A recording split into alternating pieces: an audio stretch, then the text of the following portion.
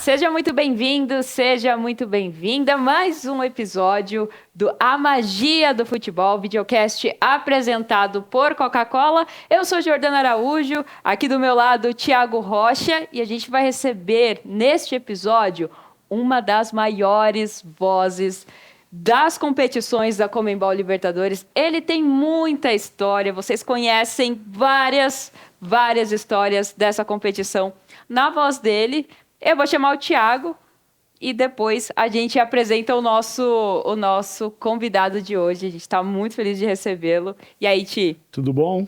Prazer voltar na tua companhia. Um abraço a todos aí que estão vendo a gente. E assim, se não conhece a história, pelo menos a voz dele...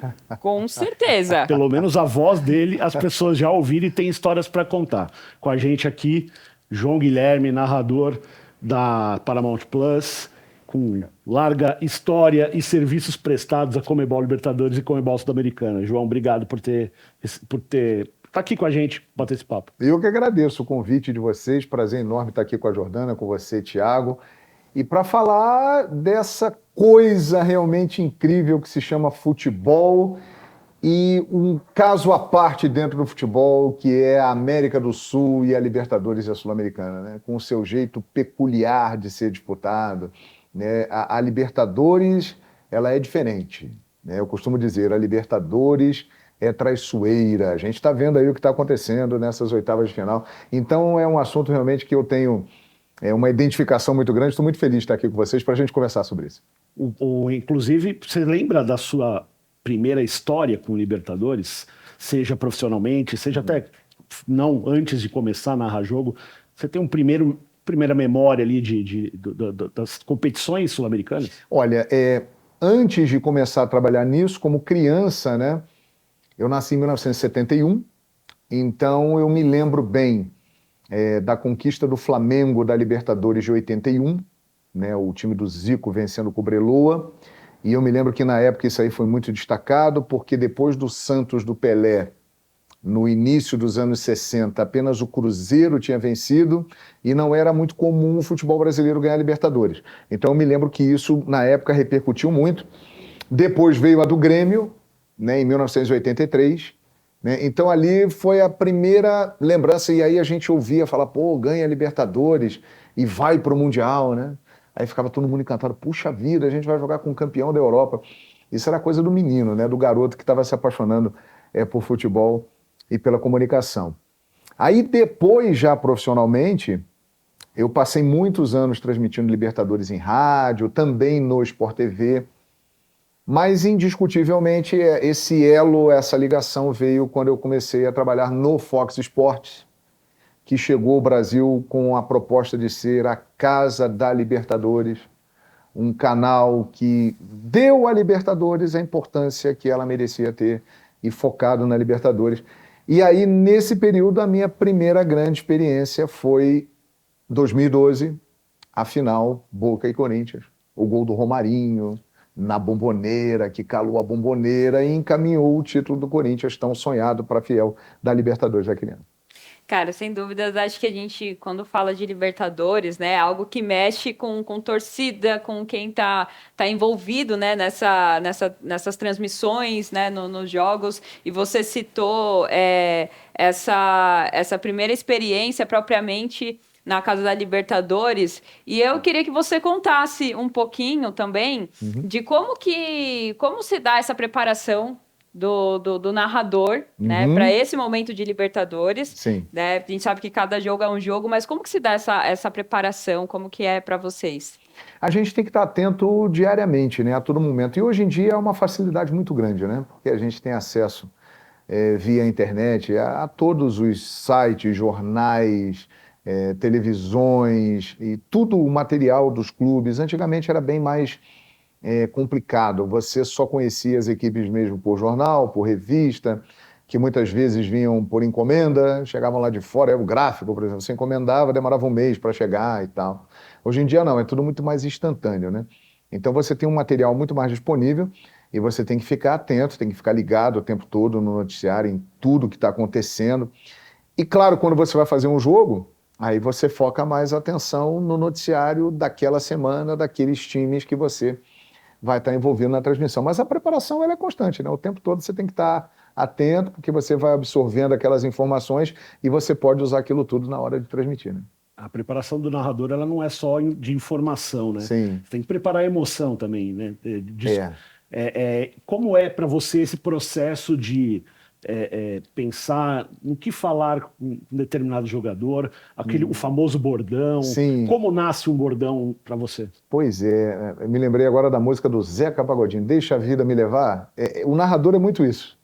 Ele vai no embalo do momento, assim.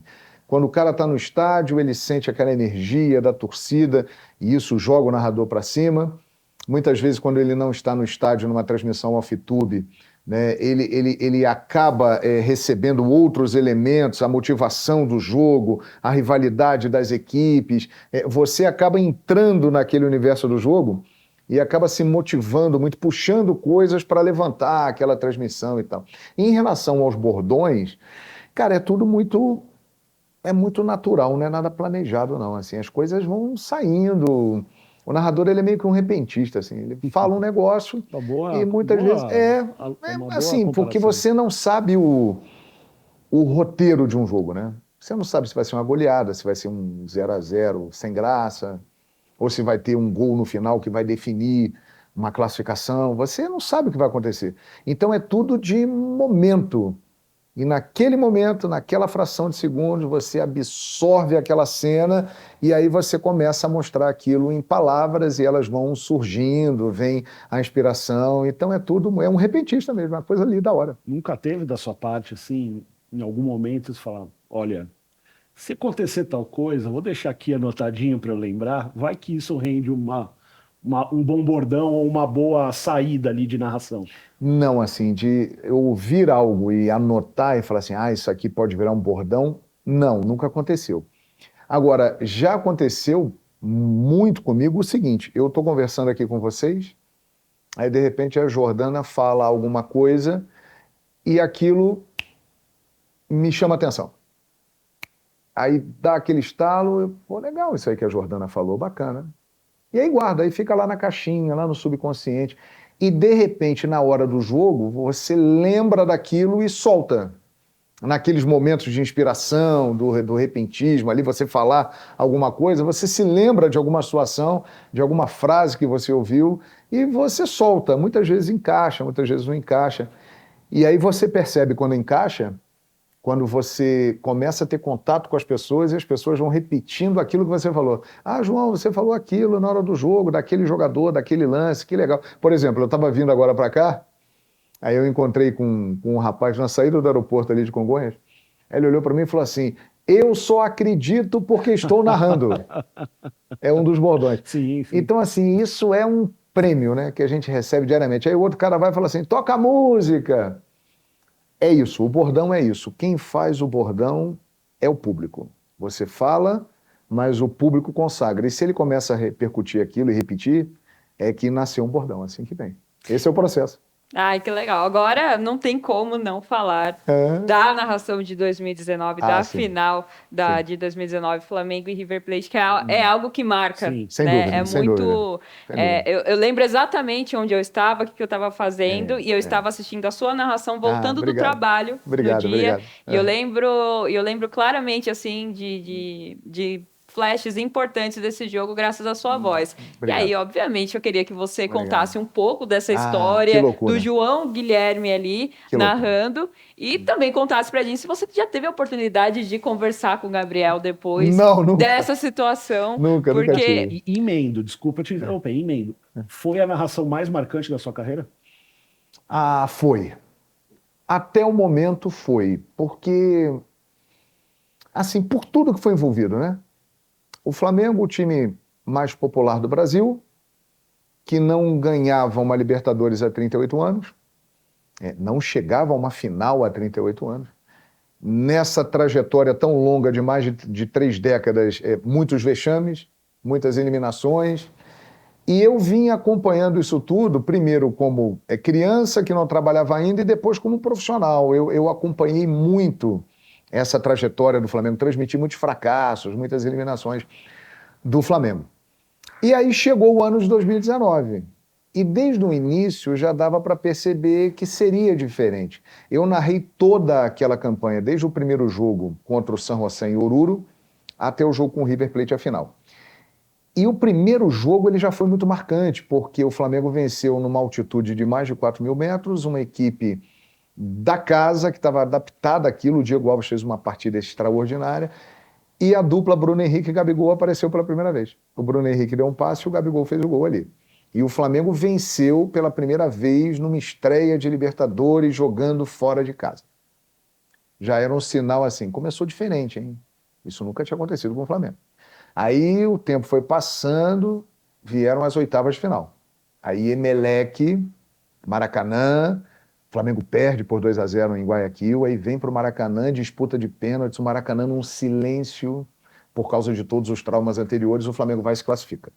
Né? E a partir dali, o Flamengo começou a mudar a sua história na Libertadores, porque aquele fantasma ele foi exorcizado. Aí vieram Inter, Grêmio, uma das grandes atuações da história do Flamengo, 5-0, até chegar ao final apoteótico da Libertadores. Não há como negar que foi um dos maiores jogos da história do futebol sul-americano e da Libertadores da América. Acho que foi a final mais impactante, né? E para mim foi um privilégio muito grande ter a honra de ter narrado isso, né? Eu confesso a vocês que eu ficava imaginando, pela grandeza do Flamengo e da torcida do Flamengo, eu ficava imaginando assim, como será o dia que o Flamengo ganhar uma Libertadores da América? Eu ficava pensando isso, porque era algo muito distante, as pessoas não acreditavam. E quem viveu essa época entende perfeitamente o que eu estou falando, né? O Flamengo era um clube endividado, né, que não pagava ninguém, que muitos jogadores não queriam estar lá, né, que entrava na Libertadores de vez em quando e quando entrava não ia muito longe. E aí veio o ano mágico de 2019 com aquele final, né, que acho que dificilmente poderia acontecer algo mais emocionante do que aquilo. E tudo isso que eu estou contando para vocês, eu acho que me ajudou naquele momento da narração, né, porque eu falei para vocês do momento, né, de ser um repentista, mas na hora eu me lembrei de toda essa trajetória de 38 anos. Então tem frases que eu disse, como por exemplo, quem foi que disse um dia que o Flamengo não tem tradição na Libertadores da América? Se não tinha, tem a partir de agora. Eu fui mesmo que fazendo um filme dos 38 anos, da época do Zico até a época do Gabigol, e eu fui encadeando isso e colocando ali naquela narração, e realmente acho que foi muito legal e marcou bastante. Está no Museu do Flamengo, né, no novo Museu do Flamengo, uma honra muito grande para mim. Então, sem dúvida, foi a grande passagem da minha carreira. E eu já sentia que algo especial ia acontecer. Eu não consegui dormir aquela noite. Conta mais sobre isso. Conta mais sobre isso. Eu não consegui dormir, eu não consegui dormir. Que demais. Por quê? Porque eu considerei aquele jogo, até o momento, o jogo mais importante da minha carreira. Uhum. Porque eu sabia da dimensão daquele jogo, né? Por ter muito contato com a torcida do Flamengo, eu sabia o que representava aquele jogo, e caso o Flamengo fosse campeão, o que poderia acontecer a gente nem imaginava, sabia que seria uma explosão como acabou acontecendo. Então a ansiedade era tão grande, que eu apresentei o Expediente Futebol na sexta, no Fox Sport, fui para casa. E aí eu falei, eu vou descansar, porque amanhã é um jogaço, eu tenho que estar bem, né? Deitei na cama e olhando para o teto e pensando no jogo. Caramba! O que vai acontecer amanhã nesse jogo? Pô, o River Plate é o maior campeão da década com o Gadiardo, tem um baita time, mas esse Flamengo de Jesus é encantador. E aí, o que vai rolar? Tem o Gabigol, tem o Arrascaeta, tem o Bruno Henrique, do outro lado tem o Nath Fernandes, tem o Lucas Prato, tem vários jogadores e tal, aquela coisa toda. Enzo Fernandes, Enzo Pérez. E eu não parava de pensar no jogo. Não parava de pensar no jogo e eu ficando nervoso, que eu falei, cara, eu tenho que dormir, né? Eu tenho que dormir e tal, e eu não dormi, eu virei à noite. Virei à noite, acordei, acordei não, virei, levantei da cama, tomei um café e emendei. Fui pro trabalho, né? E assim, existia uma magia especial naquele dia, assim, porque eu não me senti cansado, eu me senti preparado. Né? Então, hoje, você para e pensa, algo especial estava realmente reservado para acontecer, porque todo aquele ambiente era para eu estar meio desgastado. Pô, o narrador precisa do reflexo, né, da voz, o sono, os fonoaudiólogos falam. O sono é fundamental para a voz. Água e sono. E eu não dormi direito, né? Mas estava tudo abençoado e deu tudo certo. Então foi, indiscutivelmente, até hoje, o momento mais marcante e de maior repercussão na minha carreira. Onde eu vou, até hoje, as pessoas comentam comigo sobre esse jogo. Não é só jogador e treinador que perde o sono em véspera de final, já Exato. sabemos. Agora, Exato. foi o único jogo até hoje que isso aconteceu comigo, assim, cara. Eu já narrei muita coisa legal, final de Copa do Mundo, final de Eurocopa, final de Campeonato Nacional, final de Copa do Brasil, as principais competições do futebol. Mas eu não sei, parecia que era um aviso. Ó, você vai narrar algo diferente hoje. É algo que vai se tornar um capítulo à parte na sua carreira, né? Só que no momento eu não entendia por quê, né? Coisa, o que está acontecendo e tal? E aí foi, e é aquilo que está aí registrado. E olha, se você não compartilha esse bastidor com a gente, Pois é, né? a gente não E eu nunca contei isso para ninguém. Viu? Exato, Legal. que Isso demais, é inédito, que privilégio, É que inédito, essa privilégio. declaração é inédita. Que privilégio, que legal, porque assim, foi uma narração incrível, como eu abri a pergunta dizendo, foi incrível, né, Ti? Foi ótimo. É. E a gente tem além da narração de 2019, obviamente. Sim. Quais você são mais lembradas? Além algumas. daquela lá, tudo bem. Como o próprio flamenguista diz, está em outro patamar, Tá em outro patamar Tá em aqui. outro patamar, sem sabemos. dúvida, sem mas dúvida. tem outras assim que quando aquele negócio você tem. falou, passou no aeroporto. Tem. Por exemplo, Corinthians 2012, eu narrei o primeiro jogo da final na Bombonera. Gol do Romarinho, que foi um gol importantíssimo para a conquista daquele título, né, que encaminhou o título. Até hoje, a Fiel comenta comigo, o iluminado, Romarinho e tal, entrou para a história do Corinthians.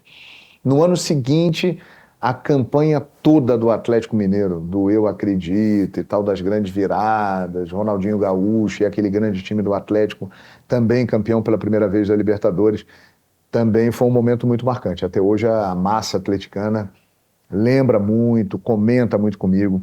O pênalti que o Vitor pega, foi você que narrou? Não, aquele jogo foi o Marco de Vargas.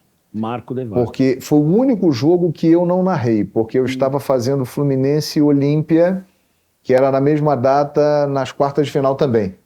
Então eu não narrei aquele jogo especificamente, mas os demais jogos eu narrei, da trajetória. Aquele momento foi um dos mais especiais, né, da trajetória do Atlético. Eu me lembro muito da final, né? Era algo muito parecido com o que a torcida do Flamengo viveu em 2019.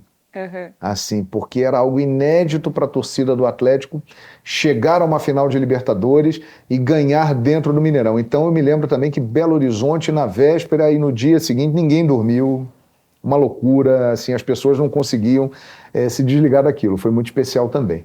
Teve um título também muito marcante, que foi do Atlético Paranaense na Copa Sul-Americana. 2018. Em 2018. A primeira vez que o Atlético conquistou um título internacional. Eu narrei também toda aquela trajetória, né, do time, do Thiago Nunes, do Renan Lodge, do Rafael Veiga, do Pablo, Bruno Guimarães, Thiago Heleno, Bruno Guimarães, Léo Pereira, Santos. Era um baita time, né? Sim. Era um grande time do Atlético. E eu narrei também toda aquela trajetória do Atlético e estava na Arena da Baixada no dia que o Atlético foi campeão. Eu me lembro, final contra o no Júnior. final. Curioso, né? O Thiago Heleno perde o pênalti agora que elimina Pois é, olha só. o Atlético da Libertadores, mas fez aquele gol de pênalti que eu digo na narração, ele vai mudar a história do Furacão, ele vai mudar a história do Atlético, bateu, é gol, é campeão, aquela coisa toda. Aí veio 2019, né, que sem dúvida é a mais lembrada até hoje, e também sempre que eu encontro com palmeirenses se lembram do Daverson, do gol do Palmeiras, do tricampeonato, e eu falando o herói improvável, Daverson e tal. Então são narrações realmente que ficaram e marcaram. O próprio Daverson lembra dessa narração, porque quando a gente gravou com ele o documentário do título do Palmeiras em Montevidéu, a gente mostra o vídeo para ele, e ele lá na sala de troféus do Palmeiras começa a falar o herói improvável. O herói vídeo. improvável. Imagina como pro narrador isso deve ser. Você vê como é que é a situação do narrador, né? Primeiro foi um lance inesperado, né? Porque o Andréas, ele acaba tropeçando, perde a bola. Aí o Daverson, que tinha entrado, né, já para a prorrogação, ele entra, pega a bola e faz o gol. Se você perguntasse à torcida do Palmeiras antes do jogo, quem você acha que vai fazer o gol do título da Libertadores? Rafael Veiga, Dudu, até mesmo Gustavo Gomes. Seriam os jogadores mais citados. Pouca gente citaria o Daverson. E aí, na hora, isso veio na minha mente, assim, eu falei, cara, o Daverson fez o gol do título da Libertadores. O herói é improvável. Pô, ninguém acreditava que o Daverson fosse fazer aquilo e entrar para a história do Palmeiras da maneira como ele entrou. Então é assim que funciona, assim que vai, que surge. Cara, a gente pode notar que João Guilherme é o amuleto dos clubes brasileiros em tem competições Que internacionais. bom, tomara que continue assim. Então você, torcedor... Bem lembrado. Exato, você, torcedor, então torça para João Guilherme narrar a trajetória do seu time nessas competições. Você quer chegar à glória eterna ou à grande conquista? Ou a grande conquista é com o João Guilherme. Eu não me lembro de ter narrado nenhuma final de brasileiro na Sul-Americana e na Copa Libertadores que o brasileiro tenha perdido. Aí, ó. Não me Olha aí. lembro. Já narrei final entre brasileiros, obviamente que um deles ganharia. Outra final que eu me lembrei, marcante. São Paulo e Tigre, 2012, Sul-Americana, o jogo de um tempo só. Exato. Que foi a despedida do Lucas Moura. Sim. Eu me lembro perfeitamente o Rogério Ceni pegando a taça e entregando para o Lucas Moura levantar, porque ele estava negociado com o Paris Saint-Germain e aí ele foi embora e agora o Lucas Moura está aí de volta. Foi outro jogo também, foi outra transmissão inesquecível, porque ela foi completamente fora do contexto, né? Porque a gente narrou um tempo de jogo, vamos para o intervalo, daqui a pouco voltamos com o segundo tempo, como é normal.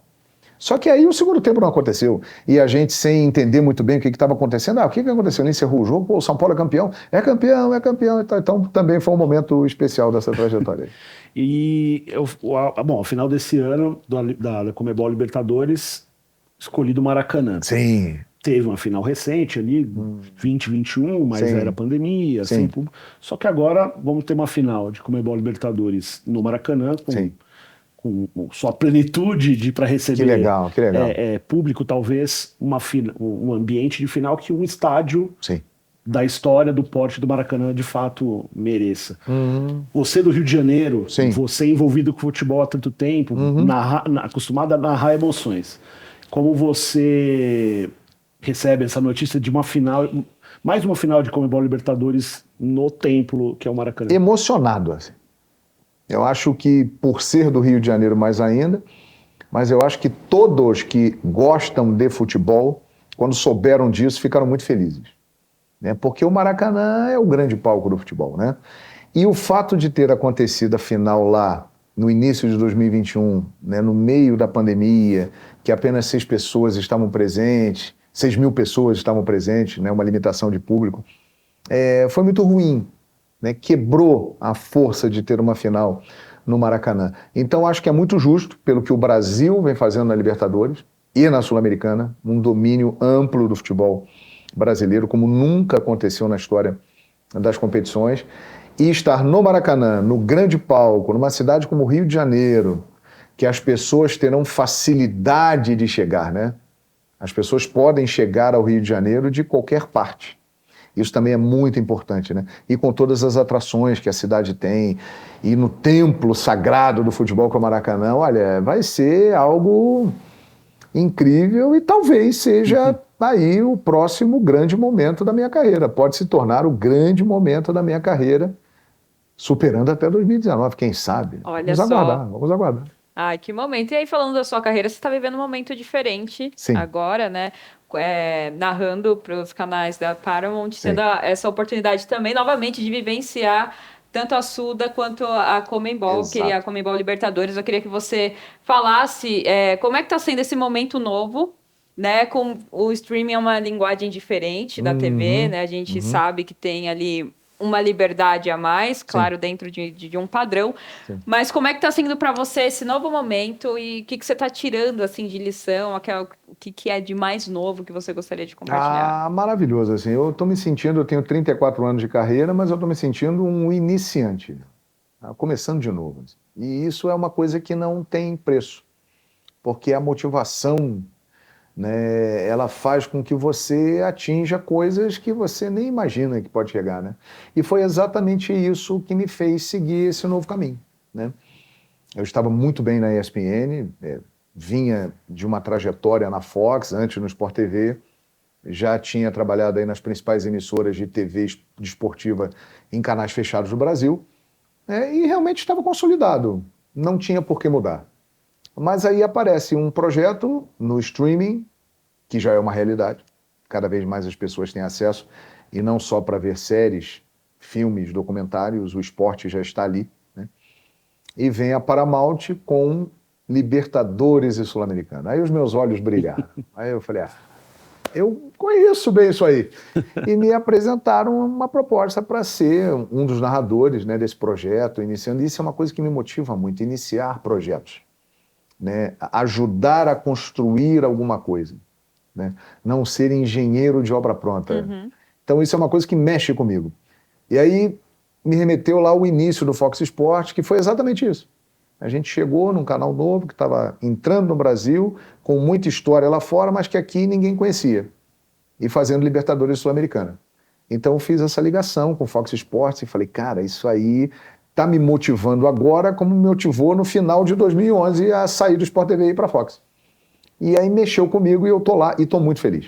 Estou muito feliz no Paramount Plus, até porque também, além de toda essa liberdade que você falou e de uma forma que a gente procura ser naturalmente o que a gente é, o que muitas vezes não é possível, mas lá está sendo possível. Uhum. E por isso que a gente fala o futebol do nosso jeito. Sim. Né? E isso é muito legal. Você ser exatamente o que você é. E ter a possibilidade também de entrar nesse mundo do YouTube, no mundo da internet, das redes sociais, cada vez mais se aprofundando. Então é uma nova fase que eu estou me divertindo muito e achando assim maravilhosa. Agora uma dúvida, como foi você sonhou em ser jogador? Como era o João Guilherme jogando futebol? Rapaz, era ruim, hein? Não era bom não. Eu sonhava em ser narrador. Desde sempre. Desde pequenininho, assim, ganhei um radinho do meu pai, ficava ouvindo os grandes narradores e ficava admirando e falava, pô, eu quero ser igual a esses caras aí, eu quero fazer a mesma coisa que eles fazem e tal. Então eu era aquele menino que gostava de jogar bola, mas nunca imaginei assim, eu vou jogar um dia num grande clube, vou ser jogador, não. O que eu queria mesmo, e eu ficava jogando e narrando a pelada da rua, né? Então eu sempre quis ser narrador mesmo, sempre quis fazer aquilo que eu faço hoje. Então o João Guilherme jogando bola não seria nem incrível, nem histórico, nem predestinado? Não, seria um pereba. E aí o bordão, que desagradável, seria falado muitas vezes para o João Guilherme. Você entendeu? Não. Acho que eu fui para o caminho certo, é melhor. Agora, João, falando justamente de bordões, né, a gente sabe que você é um narrador que utiliza bastante, a gente até falou aqui ao longo da nossa conversa, mas malvadão, flusudo, é algo que te marca muito, é um negócio que te marca muito. Flusudo é de agora, Meus amigos do Rio brincam muito com isso, e aí eu queria que você falasse dessa relação com as pessoas na rua, né, em relação a esses bordões, como é que nasceram esses bordões e a relação com os torcedores na rua, porque é algo que te marca, é algo que marca ali a sua narração. Hoje, por exemplo, o flusudo, que é um bordão que surgiu agora nesses jogos do Fluminense com o Argentino Júnior, né, e que esse é um bordão polêmico, porque tem muitos que acharam legal, outros não gostaram, então tem gente que reclama, tem gente que acha muito legal. Como é que surgiu o flusudo? Eu cheguei no Maracanã para narrar Fluminense e The Strongest da fase de grupos. Aí logo que eu entro no Maracanã, um torcedor me fala comigo, é hoje, hein? É hoje, João Guilherme, vamos lá, narra o gol do meu flusudo aí, pô. Que demais. Falei, flusudo? Te entregou de bandeja. Porque assim, eu sempre ouvi falar flusão, né? Flusão. Flusudo, aí eu virei pra ele, flusudo, flusudo, pô, vamos ganhar, chegou a nossa hora. Eu falei, beleza. Aí ficou na minha cabeça. Aí eu entrei e falei, flusudo e tal. O Malvadão, que pegou, né? Tá aí grudado até hoje no Flamengo. O Malvadão foi um negócio que surgiu no Twitter. Porque no início da pandemia, o Flamengo ele liderou movimentos para voltar antes ao futebol, voltou a treinar antes. E aí ele foi muito criticado por aquilo, insensível, desumano, aquela coisa toda. E a própria torcida do Flamengo começou a brincar com isso nas redes sociais, usando um funk que eu nem sabia que existia, que era o funk do Malvadão. Funk do Malvadão. E aí começaram a falar, tá vendo, o Flamengo é o malvadão, o Flamengo é o culpado de tudo, o Flamengo é o inimigo da sociedade e tal. As pessoas brincando na rede social. E eu fui lendo aquilo, né? Fui lendo, malvadão daqui, malvadão dali. E chegou um dia no ar, no programa, eu falei, opa, agora é a hora de nós falarmos do Mengão. O Mengão que agora é conhecido como Mengão Malvadão. Aí pronto. Acabou. Aí já era. Aí grudou, pegou. Mas as torcidas do Rio têm essa particularidade, eu acho. Não sei se você vai concordar, mas de trazer alguns elementos Sim. A mais ali, né, para um bom momento do time. Agora a gente tá vendo que o Botafogo, Segovinha joga bola. O Botafogo tá numa fase musical Tiquinho, maravilhosa, hein? Eles estão inspiradíssimos, né? Espetacular. Chiquinho Soares, Segovinha, trazer essa coisa do funk, que é que você citou, o funk do Malvadão. Sim, Tem sim, outros sim. exemplos, né? Sim. Então acaba sendo mais inspirador também pro narrador pegar esses elementos. O Rio é uma cidade muito alegre, muito festiva, e é carnaval, é funk, é pagode, é roda de samba, e as pessoas estão sempre ali cantando, são alegres, são bem-humoradas, são divertidas, então realmente é um prato cheio, cara, é um prato cheio. E essa fase do Botafogo agora, que é um candidato a título da Sul-Americana, inclusive, na minha opinião, né?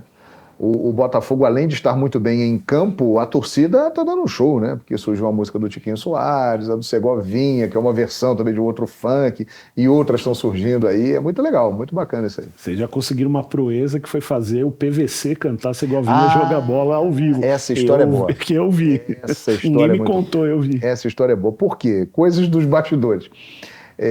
No dia da transmissão, foi no jogo do Botafogo com o... Foi com o Patronato, não foi? Patronato, exatamente. Botafogo e Patronato, que foi a estreia do Bruno Lage. Eu tô lá, preparado para fazer o jogo, sentadinho. Aí chega o PVC. Aí o PVC vem andando na minha direção. E o que o PVC estava fazendo? Segovinha joga bola. Olha o drible que ele tem. Aí eu olhei e falei, ô PVC, também tá cantando o funk de Segovinha? Rapaz, eu tava ouvindo e essa música fica na cabeça. Fica mesmo. Aí ele falou, eu falei, que sucesso. Não, eu tenho que mostrar isso para o Brasil, Exato, PVC. concordo. As pessoas têm que saber isso. Aí ele riu e tal, mas acho que ele pensou que eu não ia fazer, não. Aí entramos no ar e tal, eu falei, ô PVC, você vai cantar aquela música aqui? Qual música? Aquela que você estava cantando aqui agora há pouco. Aí ele começou. Aí ele, cara... Impagável, imperdível, o nosso querido PVC Momento cantando. histórico. Assim. Cara, Histórico, o que gênio momento. PVC cantando o hit do Segovinha. Para tudo. Eu conheço o PVC há muito tempo, eu jamais imaginei que eu ouviria o PVC cantando Segovinha joga bola. Segovinha joga bola. PVC, divertidíssimo. Não, mas é uma música que pega. É uma música que pega. Chiclete, né? Não, a gente canta no trabalho, às vezes, assim, trabalhando. Sim, sabe? sim. E o é muito bom. É muito bom. Mas ainda em clima de momentos espetaculares da TV, não tem como eu me despedir de você sem falar da narração da partida do Flamengo para o Mundial, que aquilo é sensacional, cara. Não tem como encerrar esse episódio Nossa. sem compartilhar esse momento, pedir para você falar, você falou muito desse lance do improviso, mas trazer esse momento que é sensacional, Esse João. aí foi improviso total, absoluto. Sensacional. Você já tinha ouvido uma narração? Olha, Decolagem de um eu já avião? tinha visto em pré-jogo narração de chegada de ônibus, que Exato, acontece exato. muito, né? Acontece bastante. Lá, Vai chegando o ônibus do Palmeiras chegou e o ônibus, tal. o ônibus tá dando ré, tá entrando. Agora, de avião, foi... E foi assim, inteiramente inesperado. Era um destino mesmo. Porque o que aconteceu? O Flamengo indo para o aeroporto, uma multidão na rua, e aí atrasou a chegada da delegação. Então o voo do Flamengo, que estava previsto para sair por volta de 4h30 da tarde, ele atrasou 1 hora. 1 hora exatamente na abertura do programa que eu apresentava, o Expediente Futebol. Ao vivo, né? Ao vivo. Então a gente estava ali acompanhando a movimentação e tal, e o Rogério Micheletti, que é o cara que fechava o programa comigo na oportunidade, o Micheletti virou para mim e falou assim, João, a gente vai mostrar ao vivo aí a ida do Flamengo lá para o Mundial, porque atrasou tudo. Eu falei, tá bom, Micheletti, beleza. Então.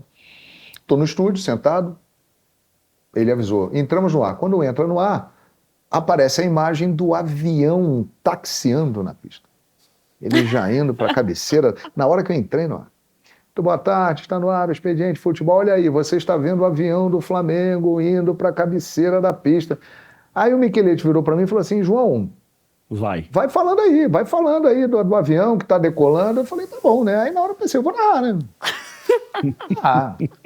Ela vai. Olha aí. E engraçado que eu narrei como se fosse um gol, né? Que eu falei até, toca a música, o Mengão decolou. E aí foi, né, cara? E aí foi, lá vai o Flamengo, rumo ao Mundial de Clubes, o sonho da nação de quero o mundo de novo, aquela decola, Mengão, decola que o mundo desceu, toca a música, o Mengão decolou, aí o cara tocou Tocaram a música. Cara, mas assim, se você perguntar, João Guilherme, você saiu de casa... houve uma reunião de pauta aquele dia que falaram sobre isso. Vocês vão narrar a decolagem do Flamengo?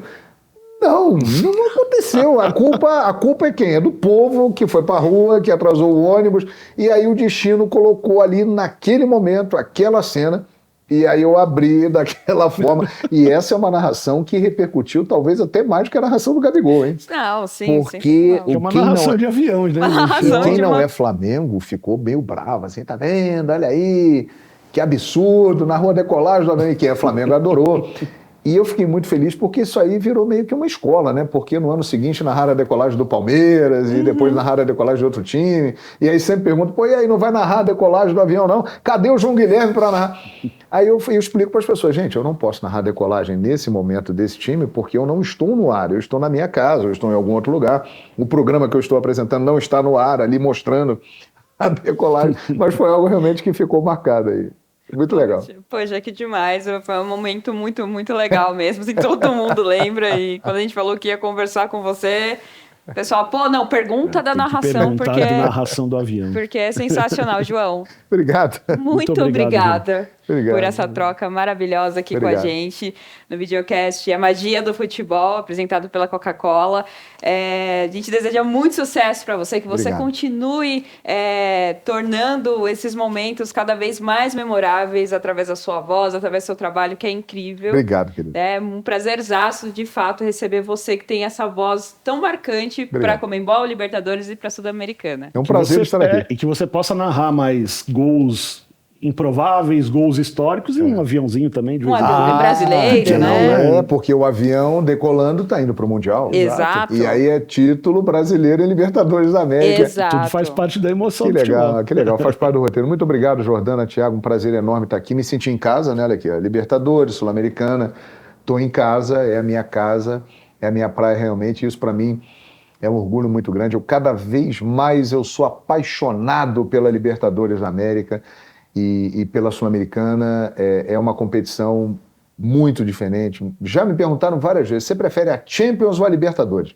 Eu respondo na lata, Libertadores da América. A Champions é fantástica. Os maiores clubes do mundo estão lá, é na Europa, tudo organizado. Mas a Libertadores é nossa. É diferente, né? Ela é diferente. E traiçoeira, né? Traiçoeira, bem mais do que a Champions. E ela é disputada pelos nossos times, do nosso país, do nosso continente, né? Vai ter jogo aqui perto, vai ter jogo ali que dá para ir, não tem que atravessar o oceano. E ela tem todo o nosso jeitão mesmo sul-americano. Então é demais, é uma honra ter conversado aqui com vocês e ter passado um pouquinho aí dessa história. Obrigado pelo convite, muito sucesso para vocês também. A gente que agradece. Valeu. E é isso. Fica o convite para você se inscrever nas redes da Conmebol, acompanhar também tudo que rola nos nossos conteúdos e fica ligadinho aqui no nosso canal, que já já tem mais a magia do futebol. Até a próxima. Valeu.